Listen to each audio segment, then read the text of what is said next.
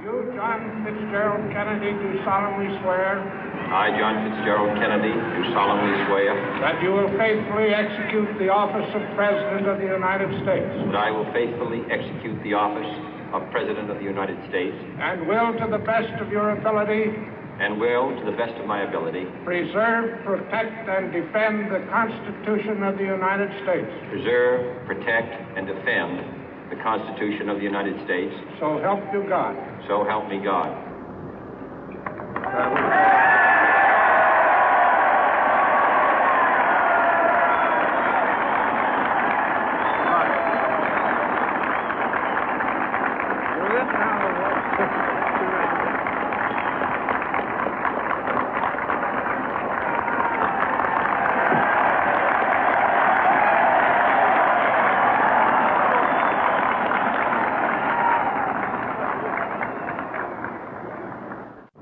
Vice President Johnson, Mr. Speaker, Mr. Chief Justice, President Eisenhower, Vice President Nixon, President Truman, Reverend clergy, fellow citizens. We observe today not a victory of party, but a celebration of freedom, symbolizing an end as well as a beginning, signifying renewal as well as change. For I have sworn before you and Almighty God the same solemn oath our forebears prescribed nearly a century and 3/4 ago. The world is very different now, for man holds in his mortal hands the power to abolish all forms of human poverty and all forms of human life. And yet the same revolutionary beliefs for which our forebears fought are still at issue around the globe. The belief that the rights of man come not from the generosity of the state, but from the hand of God. We dare not forget today that we are the heirs of that first revolution. Let the word go forth from this time and place to friend and foe alike that the torch has been passed to a new generation of Americans born in this century, tempered by war, disciplined by a hard and bitter peace, proud of our ancient heritage, and unwilling to witness or permit the slow undoing of those human rights to which this nation has always been committed and to which we are committed today at home and around the world.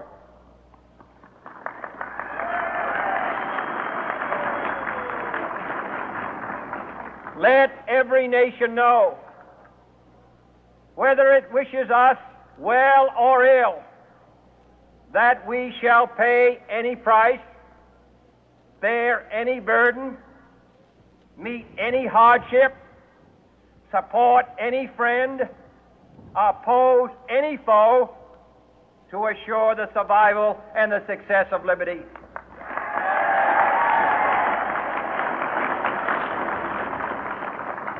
This much we pledge and more. To those old allies whose cultural and spiritual origins we share, we pledge the loyalty of faithful friends. United, there is little we cannot do in a host of cooperative ventures. Divided, there is little we can do, for we dare not meet a powerful challenge at odds and split asunder. To those new states whom we welcome to the ranks of the free, we pledge our word that one form of colonial control shall not have passed away, merely to be replaced by a far more iron tyranny.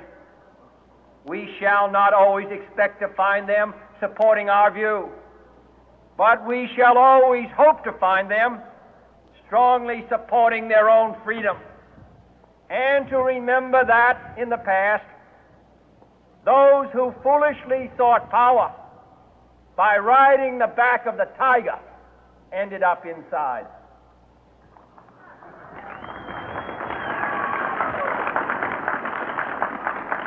To those people in the huts and villages of half the globe struggling to break the bonds of mass misery, we pledge our best efforts to help them help themselves for whatever period is required, not because the communists may be doing it, not because we seek their votes, but because it is right.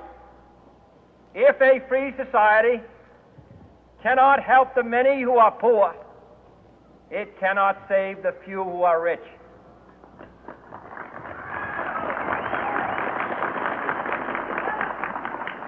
To our sister republics south of our border, we offer a special pledge to convert our good words into good deeds, in a new alliance for progress, to assist free men and free governments in casting off the chains of poverty.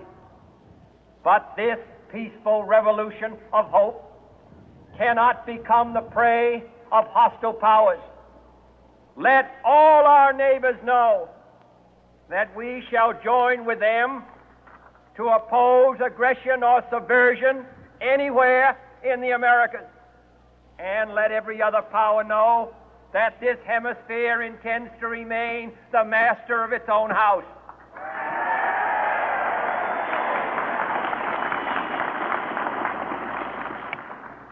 To that World Assembly of Sovereign States, the United Nations, our last best hope, in an age where the instruments of war have far outpaced the instruments of peace, we renew our pledge of support to prevent it from becoming merely a forum for invective, to strengthen its shield of the new and the weak, and to enlarge the area in which its writ may run.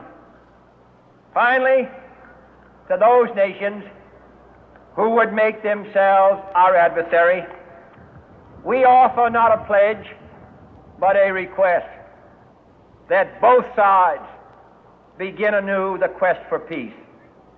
Before the dark powers of destruction, unleashed by science, engulf all humanity in planned or accidental self-destruction, we dare not tempt them with weakness, for only when our arms are sufficient beyond doubt can we be certain beyond doubt that they will never be employed. But neither can two great and powerful groups of nations take comfort from our present course, both sides overburdened by the cost of modern weapons, both rightly alarmed by the steady spread of the deadly atom, yet both racing to alter that uncertain balance of terror that stays the hand of mankind's final war. So let us begin anew, remembering on both sides that civility is not a sign of weakness, and sincerity is always subject to proof. Let us never negotiate out of fear, but let us never fear to negotiate.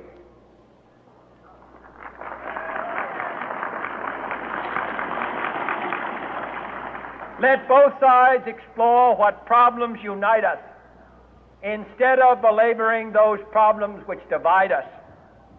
Let both sides, for the first time, formulate serious and precise proposals for the inspection and control of arms, and bring the absolute power to destroy other nations under the absolute control of all nations.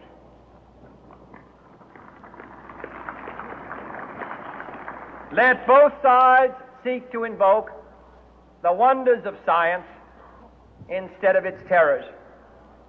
Together, let us explore the stars, conquer the deserts, eradicate disease, tap the ocean depth, and encourage the arts and commerce. Let both sides unite to heed in all corners of the earth the command of Isaiah to undo the heavy burden and let the oppressed go free. And if a beachhead of cooperation may push back the jungle of suspicion, let both sides join in creating a new endeavor, not a new balance of power, but a new world of law, where the strong are just and the weak secure and the peace preserved. All this will not be finished in the first 100 days, nor will it be finished in the first 1,000 days, nor in the life of this administration, nor even perhaps in our lifetime on this planet. But let us begin.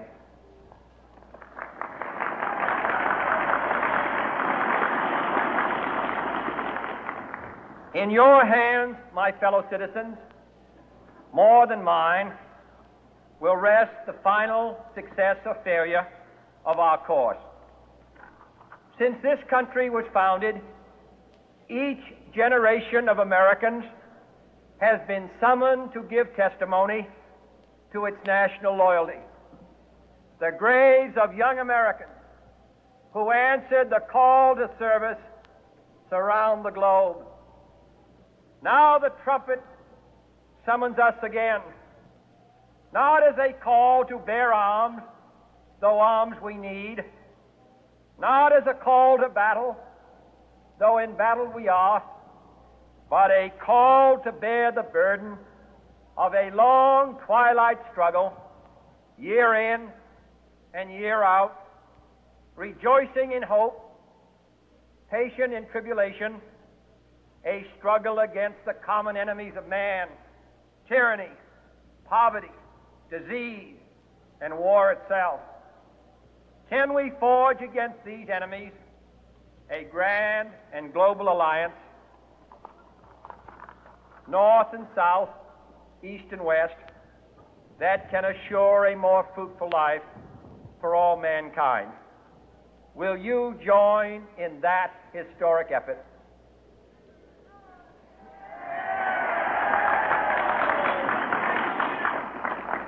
In the long history of the world, only a few generations have been granted the role of defending